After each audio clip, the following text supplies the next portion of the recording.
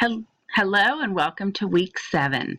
So this week we're going to move into unit 5, which is dealing with menu planning, but it's going to dovetail very nicely with unit 4, where you are starting to learn about all of the nutritional guidelines that children have at the different ages, and you're going to be taking that along with some new information from this unit as you start working on your menu, which I'm going to introduce you to this week. But I wanted to let you know how much I appreciated the research that you put into finding out about childhood obesity. And I'm sure that you were just as dismayed as I am to read what an epidemic it is in our country. So the resources that you found hopefully are something that you're going to hold on to. But the most important thing we want to take away from that assignment is it really is important for us to model healthy eating for children, to get them outside and moving around and off of their electronic devices. So hopefully that was a worthwhile experience for you. But this week we're going to be moving into, as I said, the menu planning unit. And so when you look at the information that I have for you in our module for this week in week 7. This week we're going to be looking at infants and toddlers, and next week we will be doing the preschoolers. But all of this is to kind of help you understand feeding practices, how to handle some of the typical behaviors you may see during meal times, but the main focus of this unit is going to be the menu plan. So when you scroll down, you're going to see that I have another little video for you, just to kind of keep things light. But as I said, feeding young children, this week we're going to be looking at the infants and the toddlers and young children. So this is going to be chapters 15 and 16 in your textbook. So just make sure that you read these chapters, view the PowerPoints, because they're going to be really helpful for you as you take this information, pair it with what we did in Unit 4, as you start working on your menu plan. So you can see that for this week, the only thing that you need to do for your participation is log in.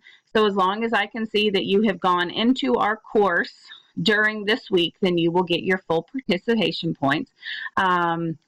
But the reason that I did that is because I really want you to spend the time on your menu plan. So when you go into this assignment, you're going to find I've got everything laid out for you.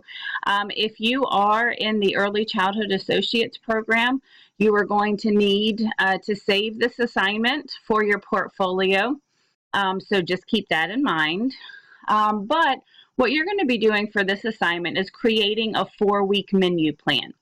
So it's going to be Monday through Friday, and you're going to need to have a breakfast, a snack, and a lunch.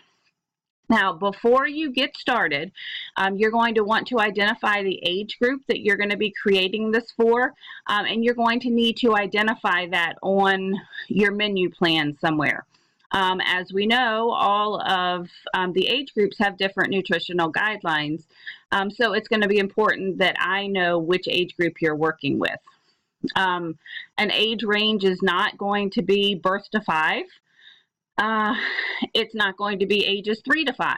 It needs to be one age, because each one of these years have different nutritional guidelines. So first thing that I would do once you've identified your age group is start doing some research. What is the caloric intake? How many fruits and vegetables should they be having? Should they be having milk or water at every meal? So start doing some research once you identify your age group. And then there's a couple of other guidelines that you need to abide by. So one thing is you do not want to repeat meals. Children need a variety of foods, and as we all know, they would prefer to eat chicken nuggets and macaroni and cheese every day, but we need to provide some variety for them. So don't offer the same meat more than twice in 1 week. And the other thing with meat is make sure that at least one of your lunches is a non-meat but a protein. So whether or not they're going to have some kind of pasta meal, but one meal each week needs to be non-meat.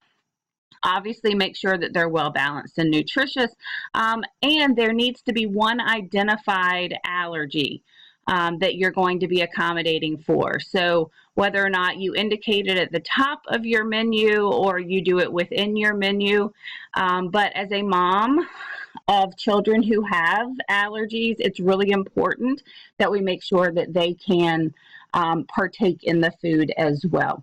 And here is a link to help you if you've never had to deal with food allergies before. So hopefully that will be helping. The only other thing is if you have something that contains a mixture of foods, like a casserole, a salad, make sure that you identify each of the ingredients so that we can make sure that you are, again, having well-balanced meals.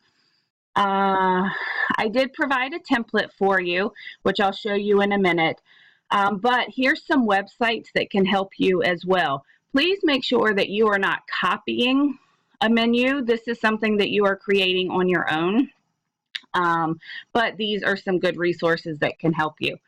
But when you go to the menu template, this is what it looks like. So you're going to see a breakfast, a snack, and a lunch, Monday through Friday. This is a Microsoft Word document, so you can type directly into it. Again, just make sure that you are identifying everything. And also remember that you need to put quantities of food. Don't just tell me that they're going to have grapes, because each age group may have a different nutritional guideline. So if it's 1/2 cup of grapes, then you're going to want to put that in there as well. So like I said, this may be an assignment that takes you a little while, and that's okay. That's why I'm not having you do any discussion boards for this week. But it is something that's going to be really helpful to you if you are ever in the position of having to provide the food for children. So have a good time with it. Don't hesitate to contact me if you have questions. And other than that, I hope you have a great week. Have a great 4th of July, and I will see you in week 8.